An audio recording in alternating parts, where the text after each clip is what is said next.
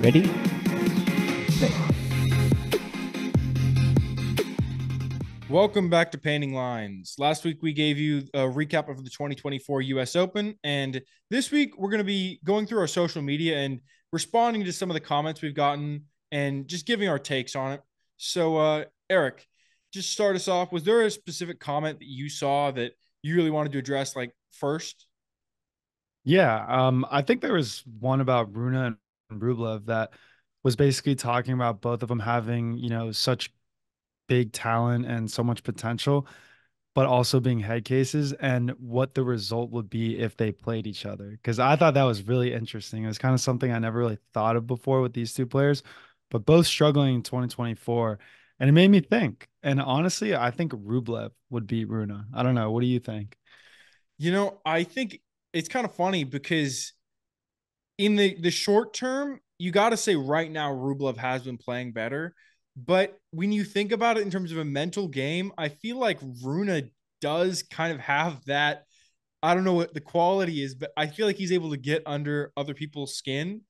And I feel like that would not be fun for Rublev, right? So if Runa was able to successfully get under Rublev's skin and make him start losing control of the match, that could be a massive thing in his favor. So if they played each other, I think it would be a fun one to watch because it would come so much down to that mental aspect.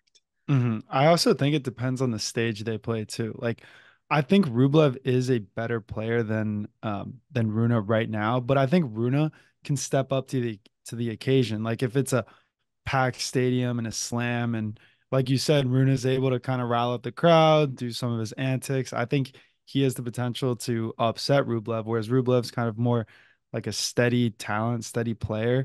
And even though he might be expected to win, he can kind of just get irritated and start making errors, and then Runa just kind of feeds into that. But you could also say the same about literally the other way around.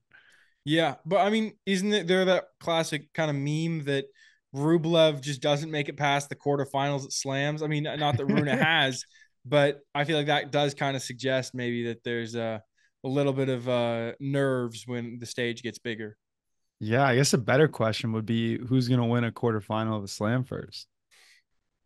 I think, yeah, I think it Runa. depends. It depends how long we think it's going to take. I Yeah. think if we think one of them will win it within the next 1 year, let's say 1 to 2, hmm it's going to be Rublev. But if you go like 2 to 4, I think Runa just needs to develop a little bit more. Yeah. All right. Well, what's the over under on smashed rackets? If they played each other, Yeah. I think. Well, I honestly think Rublev would probably just like shatter a bone in his leg by Yeah. hitting himself with his Yeah. racket. He might not break the racket, but he might break himself. That's what I'm saying. Yeah. He would draw blood on himself. And then Exactly. Runa would Exactly. probably start yelling at fans, yelling at the umpire.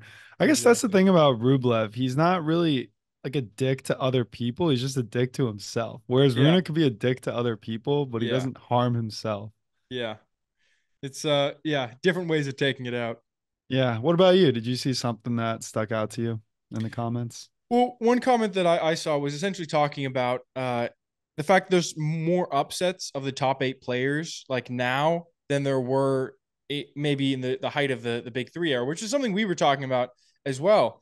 And it brings up the question of whether they're weaker top players now or whether it's a stronger field, which I think has been a kind of conversation for a long time, especially when people argue about, oh, did Federer get lucky in the era that he won all of his, like his first 11 slams he won in a 3 year span from 2004 to 2007, or 4 year span. I misspoke. But people are like, oh, he got really lucky with who he was playing against. Like it wasn't the strongest era. And I feel like that's kind of what we're seeing here is like people look at Alcaraz and they say, we were talking about this in the past. We said Alcaraz has won 4 slams already. Andy Murray only won 3 in his career. And I'm not going to say that Alcaraz is better than Andy Murray because I don't really believe that. And we haven't seen a full career out of Alcaraz, but it's tough to make that comparison. And I honestly think that it is right now a level of the top 8 aren't as strong because they're younger right now. It's like you have guys. You look at when Federer and Nadal and Djokovic, like they were in their 30s and they were dominating, Mhm. and they were the top guys and they were fully established. They were essentially near their peak of how well they were going to play. And I think with Alcaraz and Sinner, they're still a little bit raw, and so that leaves the opportunity for them miscalculating something or miscalculating a player, losing their head and losing these matches. And so I do think they're slightly weaker players at the very top now, but obviously they still have that high level ability to be the best players in the world. Yeah, that's an interesting statement. I think would you say that it's possible that in the big three or the prime big three era that they were making other players around them better? Like you had to be better to beat them. And I feel like right now, since they're not there, there's no one really pushing anybody. So it's just kind of an open field. Yeah, I mean, I think that's always the argument kind of comparing eras. I think we'll get into this also with a Hmm. different comment later, but uh when you compare two different eras, the field is always pushed by other like who's within it, right? It's like Hmm. and also who came before it, right? So if you look at John McEnroe and you say where would he be in the world today, right? If he was at his peak ability, I don't think he would be number one because I think all these players have learned from the past. And I think they're also better athletes. And I think there's a lot of things that happen where tennis develops over time. They're almost playing a different sport than he played back in the day, right? So even Yeah. just 10 years ago, we look at Federer and we look at Nadal and we look at Djokovic. It's like, yes, they elevated the field. And so it's like the fact that they were there made the people around them better. And you look at today, it's like, yes, they can build off that. But if I'm not getting pushed to have to beat Federer, it's going to be a lot easier for me where I can just kind of cruise a lot of the time. Yeah, exactly. And I think back to the upset part of it, I think the upsets now aren't as big of a deal. It's like I feel like we mention on the podcast all the time, like, oh, I mean, this was technically an upset, but we're not really surprised that this happened. Whereas back in the big three era, the upsets actually held a lot of weight to them. Yeah. I mean, there are guys that are, I mean, Rude and Tsitsipas come to mind immediately where you're like, this guy lost. And you're like, I mean, technically an upset. And you're like, I'm Yeah. not super shocked. But yeah, I think just overall, like, if you saw, you could see, I think almost every single player outside of maybe the top four guys in the world right now, if they all lost in the first and second round of a tournament, not all of them in the same tournament because that would be crazy. But like if any one of them lost, you'd kind of be like, oh, okay. But if you were like Federer just lost in the first round, it'd be like, what? It would seem like impossible. Like people still talk about matches where it was close Hmm. to Federer losing early at Wimbledon, for example. It's like if we go back 2 years and we talk about Sinner losing in an early round, it's like true he was a lot younger, but yeah, I just think we're in a weird spot in terms of the eras because we're definitely in a transitional period. I agree. I think that's a perfect way to put it, a transitional period. Like right now, it's a standard bell curve where the majority of the players are just kind of like in the middle, average, or yeah. And then back then, it was maybe like the bell curve was a little slightly towards the front where you had more better players, if that makes sense. You can look Yeah, at it's like reverting yeah, maybe backwards. the argument there is like you have players that believe they can beat the top three, and you have players that don't believe they can beat the top three, Hmm. right? And if you Yeah. believe you can beat them, your level gets elevated because you train harder and you have more confidence when you go into those matches and you build yourself up versus guys that are like maybe outside the top 30 that are like, why would I even try to compete with those guys? Yeah.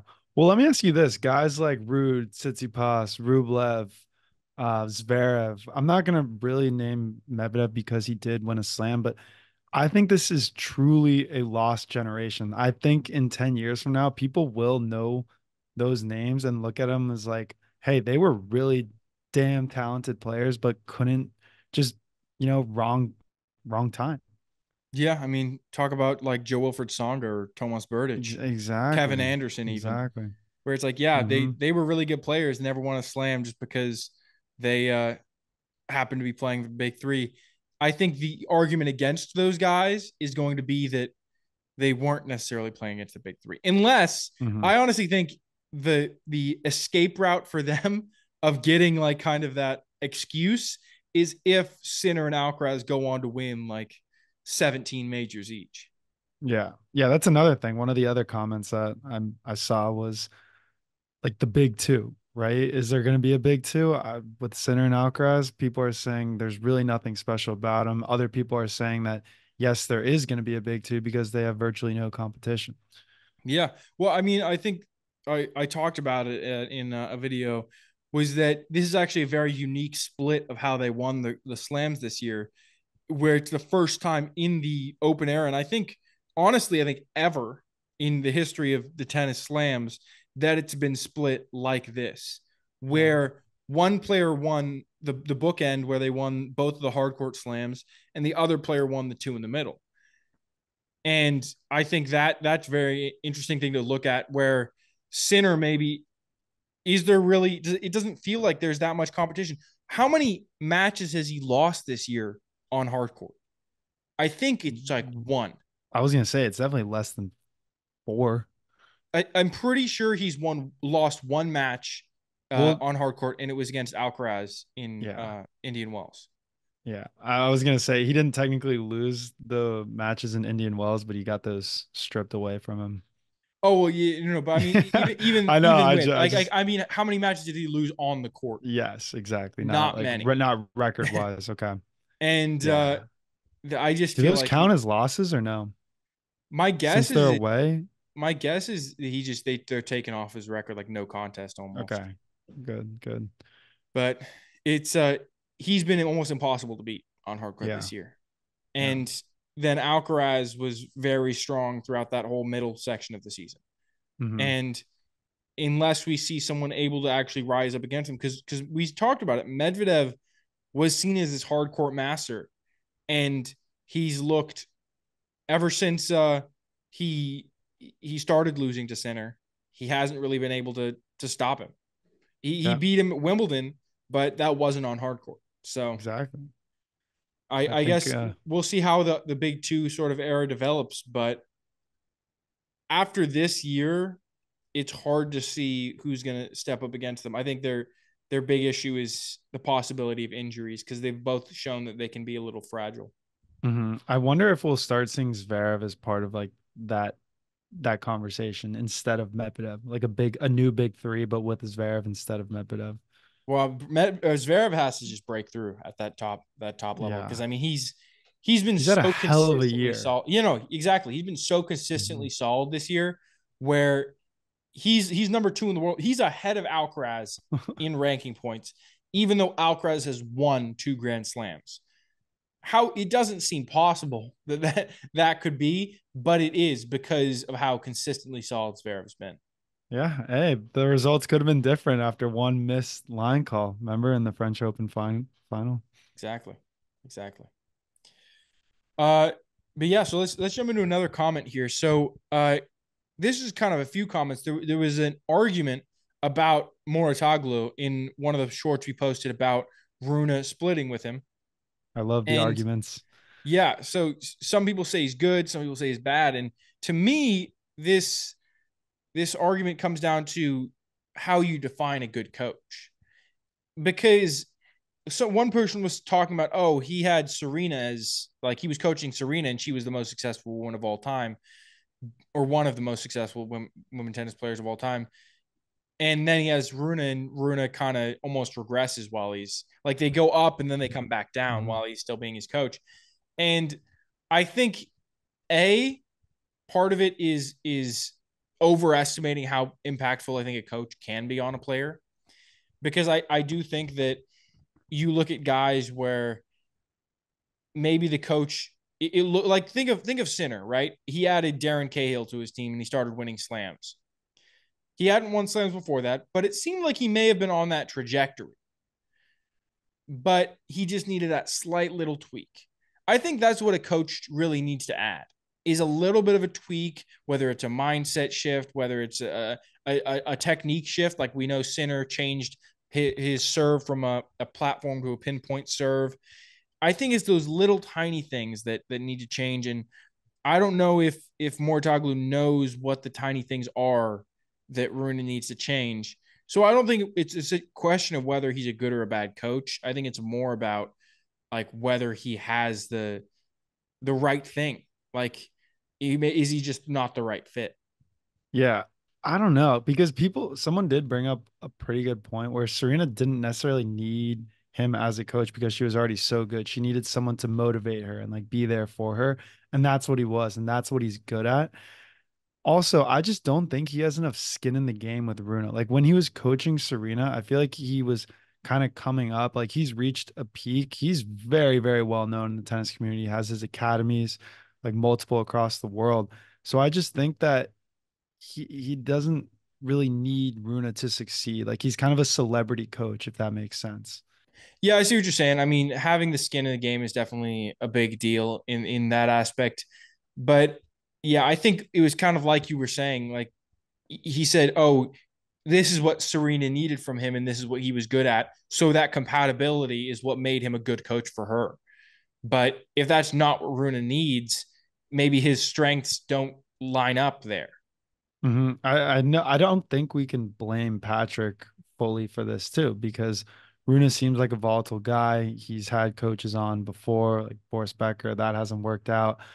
Maybe he's just uncoachable. Maybe it's a little bit of both, right? Like I think if you have a player who's willing to like take criticism, I feel like Runa might be someone who doesn't need a coach that's going to critique him more so, but rather like be behind him and motivate him and try to get him to, you know, let loose and play comfortably. I don't know if he's really looking for someone to like change up his game. And I think that's where the stubbornness comes from. And once he gets a little sensitive about that, he just kind of blows up and fires them.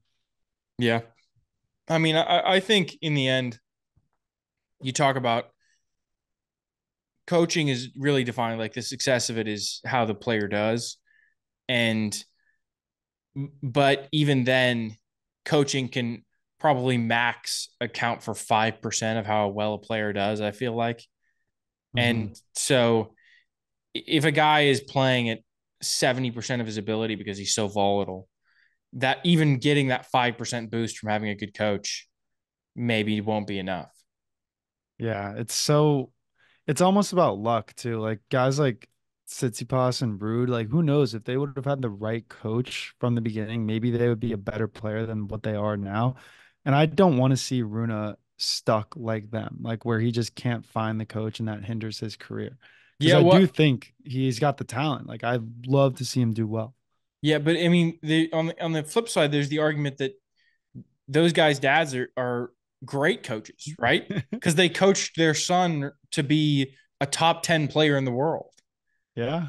So Yeah, it's there you like go. if they didn't have those coaches, they could just be have never even made it anywhere in tennis. Yeah, that's a great point. Maybe they need to pass the reins at some point. They're like Yeah, great developmental coaches. exactly. Yeah, yeah. And that's part of it. I mean, you look at Mouratoglou, right? All of his academies are these youth academies where it's designed for like helping young players develop their game. Hmm. Whereas Runa, not that he's not a young player, obviously, he's very young, but it's he's figured out his style kind of. It's Yeah. like he doesn't need work on that. He needs that fine tuning that maybe Mouratoglou can't provide. Yeah. I think we saw Runa explode onto the scene, within the last couple years and then taper off and actually decline. I think he's going to be one of those late bloomers. Like, I really don't think we'll start to see peak Runa for another couple years. Solid. I think that's a solid take. Yeah. What else? What other comments should we hit here? Saw some comments that said there was disagreement about whether the big three era is over because obviously I made a video about that, Hmm. talking about the fact that Djokovic hadn't won a slam this year, and it's the first time since 2002, I want to say. But for example, one comment said, "Oh, I've been hearing this since 2020," and another person said, "Oh, Djokovic is going to win 2 to 3 slams, I think, in 2025." Hmm. And so I think first addressing the first comment, I think that's a different aspect of the Big Three era being over because obviously when Federer retired, uh, I think people were like, okay, the Big Three era is over because not all of them are playing anymore. So Mhm. that's one aspect, obviously, because Federer retired in what 2021. Uh, but then in terms of Djokovic, in terms of why we're saying it now, right? In terms of why I said it, it's because of the statistics purely. Like this is the first time none of them have won it, and so speaking on the slams, another aspect of this is people. Some people corrected me and said the Big Four era. The reason I didn't say Big Four, I usually would, Yeah. but when I'm talking about slams, I say Big Three because Murray's three slams are usually not super relevant to it, to be Mhm. honest. But the reason I think I said it because of the stats, because Djokovic didn't win one, and in my view, it doesn't look super great like he's going to win another one. But the person said 2 to 3 slams in 2025. I think, like I just said, I disagree with that part. It's going to be tough for Djokovic, and I'm going to get into it a little bit more later, but he is going to be focusing on the slams. It seems. I still don't know whether that's going to be enough for him to at what 38 by the time the Australian Open rolls around. I don't know if he's going to be able to get through the top guys. Like I can see him making solid runs. I can see him in the Mhm. quarterfinals. I don't know whether he's going to be able to get through a guy like Zverev though, or a guy like Sinner or Alcaraz or even Medvedev in those late rounds. Yeah. Personally, I think the Big Three era is defined more so on a time period, less like about the actual Big Three playing. Because like the Big Three era is wrapping up because the guys who were playing during the Big Three era are no longer with us anymore, like Murray, Federer, just to name a couple. So I think the Big Three era was when those guys were winning slams. Like, yes, you can say that it's still going on because Novak and Rafa are still playing, but we barely see Rafa anymore, and Novak isn't at like the height of it. So I feel like that era it's gone, in my opinion. Yeah, It went. it's definitely yeah. No, we've moved from the Big Three Hmm. era to this transitional period where it's like, okay, who's going to step up? And it seems like we're seeing who's going to step up, and we'll see how that develops in the next couple of years, and then we'll be in a new era, which we will remain nameless for now. I was gonna say, yeah. What do you think this new era will be embodied like around? I mean, it's hard not to say Alcaraz and Sinner right now. Yeah, yeah. Hopefully they come up with something more original than Big Two, though. Yeah, 100%. Um, but then speaking on generations, should we jump into this one that talked about comparing players across generations? Yeah, that one was really interesting. I don't know if you can even do that. It's all relative, right? Like the way people compare players across generations is by simply saying how many slams they have. Yeah, I mean, for example, the person brought up Roddick versus Connors was their example, and to me, I already talked about this early with the McEnroe thing. I'm on the side of whenever you compare eras in any sport, right? It's almost like it's a different sport you're talking about, right? Hmm. Because yes, we can compare maybe Federer to Alcaraz, but even then, it's still slightly different.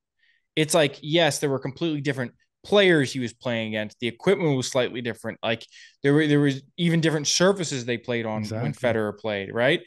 It's like yes, there's crossover. It's like oh, you compare how Alcaraz does against Djokovic versus Federer doing against Djokovic, but even then, it's a different Djokovic, not the same guy.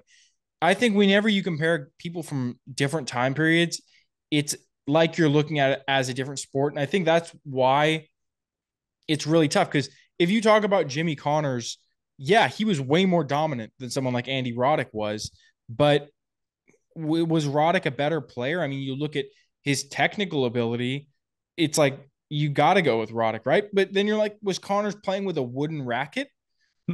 I think playing comparing players against or across generations is almost impossible. Yeah, but yet people still do it. This was a very popular, I guess, discussion board. Like I loved seeing people's answers because people made some good points, but ultimately I really don't think you can. Yeah, I mean, it's like when you talk about like the basketball goat. I'm going to go off on a little Mm. bit of a tangent here, but people are like, oh, if you talk about the stats, it's like, okay, who is the best of all time? Probably Wilt Chamberlain. And then people are like, well, he played against nobodies, right? It's like, well, what is the argument then? It's like, oh, we're gonna go championships. Like, okay, why isn't Bill Russell the greatest of all time? Why isn't oh, it's because Jordan went 6 for 6. It's like, okay, why wasn't Robert Horry? He went 7 for 7. Why isn't he the GOAT? It's like if you compare it based on like one specific thing, it's impossible because like you say, oh, Roddick was a better athlete than Jimmy Connors, he would have destroyed him. It's like, well, we don't know if Connors was training on modern technology, playing with a like heavier racket that's made of like whatever it is now, plastic. How much better of a player would he have been? So it's impossible to do. Yeah, I know. It is. It really is. Yeah, and then another comment we saw was about Sampras. So where do you think Sampras lines up in the GOAT debate? It kind of lines up with this one we were just talking about, where you have to talk about, okay, is is Sampras really a guy that you can compare to a modern player? How do his 14 slams line up against these players that like Murray, for example, who won 3 but was playing against what a lot of people believe was significantly harder competition? Yeah. So while Pete may not be like the GOAT, I think at his time period, like at his peak or at his retirement, he was at the time. So he can still have that title. And plus, he was the type of guy like, Pete walked so the big three can run. Like they all looked up to him as a player coming up. Like that's who you strive to be. And then eventually you get overpassed. You know, take 10 years, 15, 20 down the road. Like there's going to be someone who's better than Djokovic. And Djokovic was still a GOAT of the time. I think he deserves to be up there in the discussion at least. Like he was a monumental figure in tennis. And that shouldn't be just looked over lightly. Yeah, I think honestly, when you're making these arguments, it should never really be who's the greatest, the one greatest guy of all time, right? Hmm. It should be like Hmm. who is the greatest in this period, who is the greatest in this period, who is the Well, greatest in that period, and you go, okay, so Federer was the greatest in from like the early 2000s. Djokovic was the greatest from like the mid to late teens, right? hmm. Maybe Nadal was the greatest for a little bit there in between like 2008 and 2014. It's like you look at these different periods and you're like, okay, this guy was the greatest player of that era. People talk about like Bjorn Borg was definitely the greatest in for a little bit there. Jimmy Connors was the best for a little bit there. Like you should look at them as individual periods and be like, this guy was the greatest. He seemed like the greatest of all time at that point. That's I think how should we look at it. We should look at Yeah, it yeah, because we exactly. can't see the future. Maybe there's going to be a guy that comes around and is so much better than everyone that he wins every single slam for 10 years in a row. Yeah, and it'll be interesting because you have people who, you know, what if they die right now? Like Djokovic is their GOAT, but then in 10 years there could be someone else. Like you never really get a like a concrete answer. Yeah, it's never final. It's never final, man. Yeah, and then the last couple here, we got a question of Olympic sports versus sports in the Olympics. That was an interesting comment I saw, and I thought it was a great way of putting it, to be honest, because the comment was from a guy that said he was a tennis fan, and they said essentially the limited nature of the Olympics makes it like more special than compared to tennis just being there, because it's like if you're watching the Olympics, a lot of people aren't going to necessarily turn on tennis. They're going to turn on the sprints, or they're going to turn on swimming, or they're going to turn on gymnastics, because the Olympics being once every 4 years makes it very unique and special versus tennis. There's tournaments all year round. And this came from that video about Sam saying he didn't think tennis should be in the Olympics. I think that in that aspect, should tennis be in the Olympics? Well, yes, because there are so many other sports that are there. But if we went back to that sort of format, like if we started cutting sports, I think it would be on the earlier end. I agree. And Sam got brutalized in the comments for what he said. I agree with him though. If you're an Olympic purist, like it's supposed to be based off those unique like sports where mostly amateurs compete in. Like tennis is, it's not that interesting. I'd much rather watch a cool Olympic sport than, I don't Yeah, know, but Olympic exactly that's why tennis. something like archery is so unique. It's like nobody Yeah. does, or I mean, sure there is some professional league, but it's like nobody really is gonna go turn on archery just on NBC randomly, Yeah. right? And it's the nature that tennis players treat the Olympics too. Like they don't even give a shit about it. And that's I think that's the Right? point that Sam was Yeah, trying to make was that exactly. that as a professional tennis player, he didn't really care that much about the Olympics. And I think Yeah, some players probably do care more, but he's the one with the experience. So I feel like we shouldn't probably exactly. act like I, we know. I think a pretty good point here is a lot of the Olympic athletes, when they go to the Olympics, it's a big, big deal in their life. And they get that tattoo, the Olympics emblem or the rings. Like most Olympic athletes you see have it, but the tennis players don't get it because to them, they don't care. They haven't trained their whole lives to get to the Olympics. Yeah. Yeah. It's like a cool bonus. It's like, oh, I got Yeah, to go to the Olympics. yeah. But Alcaraz just gets his Grand Slam titles tattooed on him. Exactly. Exactly. Yeah, he doesn't And need the Olympic rings. yeah, but the last comment I want to kind of talk about here is the nicknames. So This is fun. there we posted a video about talking about the different nicknames for players and some of the best ones in tennis, and there were also some funny ones that I didn't even know about that were put in the comments. For example, Ice Borg was one that I thought was kind of funny. People were all, he was also like the Iceman, but some people were like, oh, it's Ice Borg. I thought that Yeah. was funny. Did any stand out to you? Yeah. Badal. Ball in the doll. I Ball started doll. dying laughing.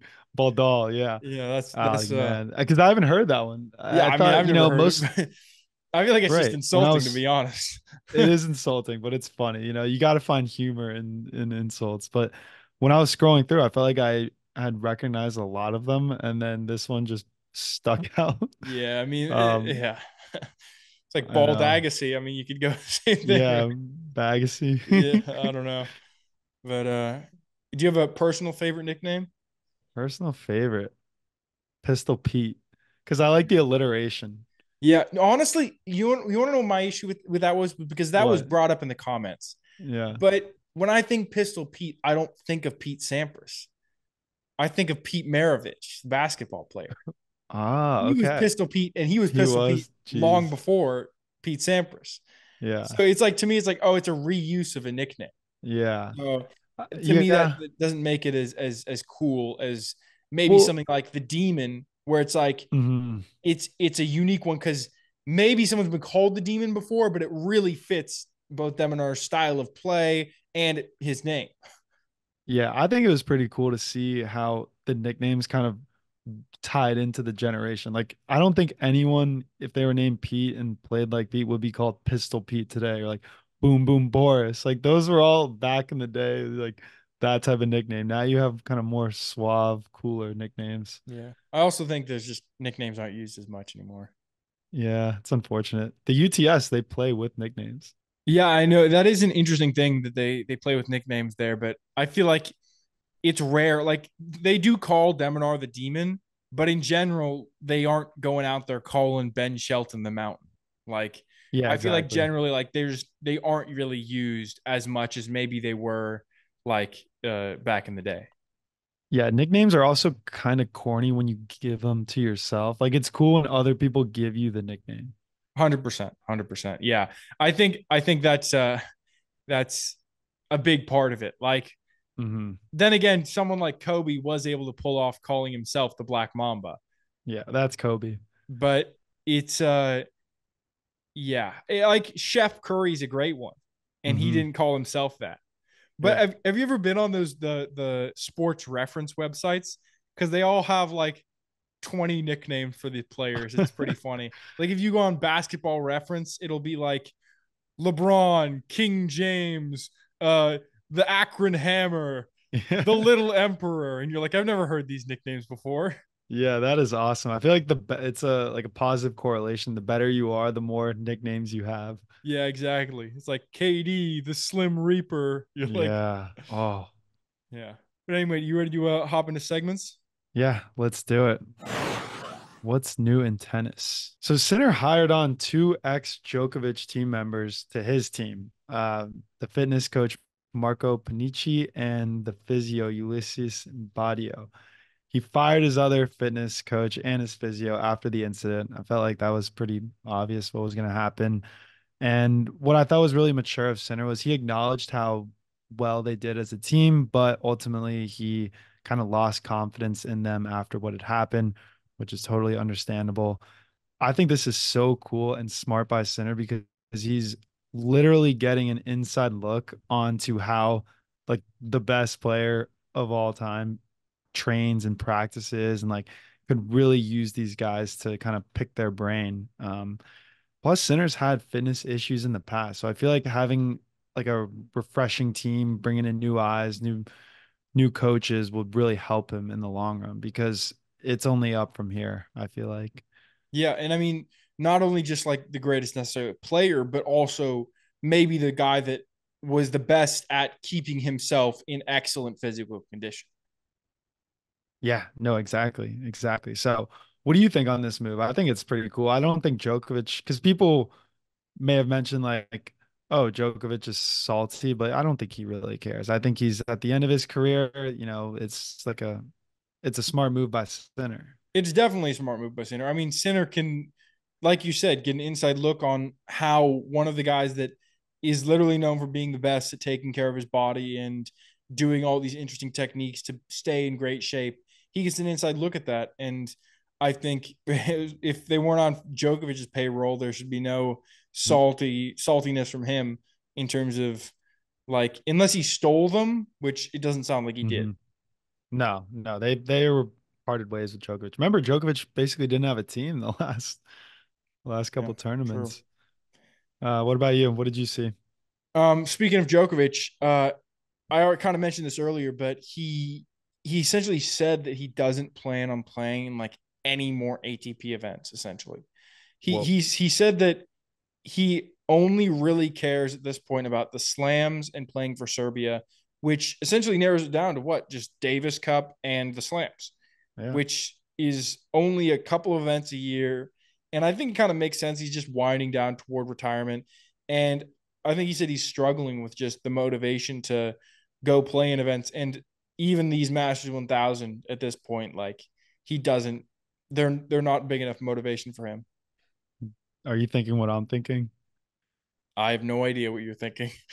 Novak Djokovic coming into Grand Slams unseeded and playing the fucking number one, number two ranked guys. Like that's just the worst luck. That actually that had crossed my mind earlier was not just the not necessarily playing like one or two the number one, number two guys, but Hmm. definitely just throwing a wrench into some tourney where he comes in as like, yeah, maybe the 20th seed or something like that, because he hasn't played in very many tournaments. And all of a sudden he plays like some weird all of a sudden he beats Dimitrov in the third round, and then he has to play like Fritz, and you're like, well, Fritz shouldn't have had to play Yeah. Djokovic in the third round or the fourth round or whatever it was, but it's how it can get mixed up if he doesn't have a very like solid ranking. Yeah. Yeah. Like round one in Roland Garros, Zverev Nadal. But that was a little like I don't think Nadal is at the same caliber as Djokovic right now. Yeah, I agree. I agree. So that's a little different. Yeah, but how about bet of the week? Oh, bet of the week. This was interesting for me. I didn't see anything that really stuck out, but I'm taking Vukic over Chorich at plus 125. He's 1-0 against him. Both players, they lost first round US Open, so it's kind of hard to judge based off the previous tournament. But I see some value here because Vukic is the high ranked player. He has a winning record against Chorich, and he just has a better record than him on the year. So I feel like all the signs are pointing towards Vukic here. I can't really understand why he's not the favorite, but I'm just gonna roll with it. I think it maybe has to do with like George maybe historically has done a little bit better than Vukic. Like he had a higher peak in the past. Yeah, maybe, but hey, I'm here for it. Really not Yeah. much to say. Just think it could be a crafty bet. How about you? I'm going with Nishikori plus 140 over Shang. Hmm. Uh Nishikori beat him last time. He beat him last year. And I think there are things going for Shang. I mean, he's younger and he has the home crowd here in Chengdu. But I also think that might add pressure on him, make him feel like, oh, I have my home crowd around me. I feel pressure to perform with them watching. I don't know how it'll end up. I think it could be a toss up in the end here, but I think with plus 140, Nishikori is a good throw on this bet. So that's what I'm going with. Yeah, I was seeing all these unnamed or unknown, not unnamed. What am I saying? Unknown Chinese players in the tournament. I'm like, plus 550. You know, you never know with the home crowd, but well, with more Yeah, of a get the wild conservative card. option. Yeah, exactly. Yeah, but yeah, that's I think good for bet of the week, and then for match of the week. I mean, there were Davis Cup matches, but to be honest, I didn't really follow them super closely. Did you? No, no, I kind of needed a break after the US Open, honestly. I feel like I Yeah, was tennised out. and the ATP took a break too, so we're getting it Yes. back. So Chengdu starts this week, which is where we got these bets from. So looking forward to that, and yeah, I think that that about wraps it up. Boom. Yeah, love the comments too. Keep it coming because I think we should touch base, every quarter or something, do another episode like this. 100%, 100%. All right, and that's the show. If you're not already subscribed, go ahead and hit that subscribe button. You can find us on Instagram, TikTok, YouTube at Painting Lines Podcast. Feel free to shoot us a DM or email us any questions or thoughts at paintinglinespodcast@gmail.com.